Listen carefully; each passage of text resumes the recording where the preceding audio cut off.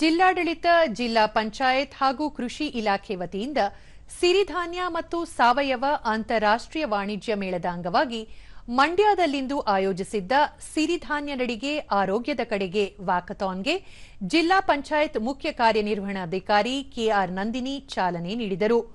ಜಿಲ್ಲಾಧಿಕಾರಿ ಕಚೇರಿಯಿಂದ ಸಾಗಿದ ವಾಕಥಾನ್ ನಗರದ ಪ್ರಮುಖ ರಸ್ತೆಗಳಲ್ಲಿ ಸಂಚರಿಸುವ ಮೂಲಕ ಜನರಲ್ಲಿ ಸಿರಿಧಾನ್ಯಗಳ ಬಳಕೆಯಿಂದಾಗುವ ಪ್ರಯೋಜನಗಳ ಬಗ್ಗೆ ಅರಿವು ಮೂಡಿಸಲಾಯಿತು.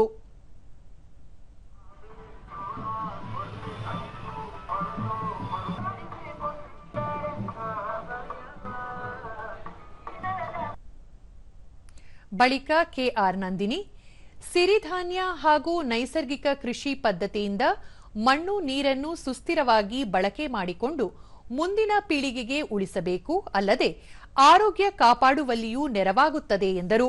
ಇನ್ನೂ ಹೆಚ್ಚಿನ ಒಂದು ನಮಗೆ ಲಾಭ ಏನಪ್ಪಾ ಅಂತಂದ್ರೆ ಆರೋಗ್ಯಕ್ಕೆ ಯಾವುದೇ ಕಲ್ಮಶಗಳಿಲ್ಲದೆ, ಯಾವುದೇ ರಾಸಾಯನಿಕಗಳ ಇಲ್ಲದೆ ಮುಕ್ತವಾಗಿರುವಂತಹ ಆಹಾರವನ್ನ ಸೇವನೆ ಮಾಡೋದ್ರಿಂದ ನಮ್ಮ ಒಂದು ಆರೋಗ್ಯ ಕೂಡ ಬಲವರ್ಧನೆ ಆಗ್ಲಿಕ್ಕೆ ಸಾಧ್ಯ ಇದೆ.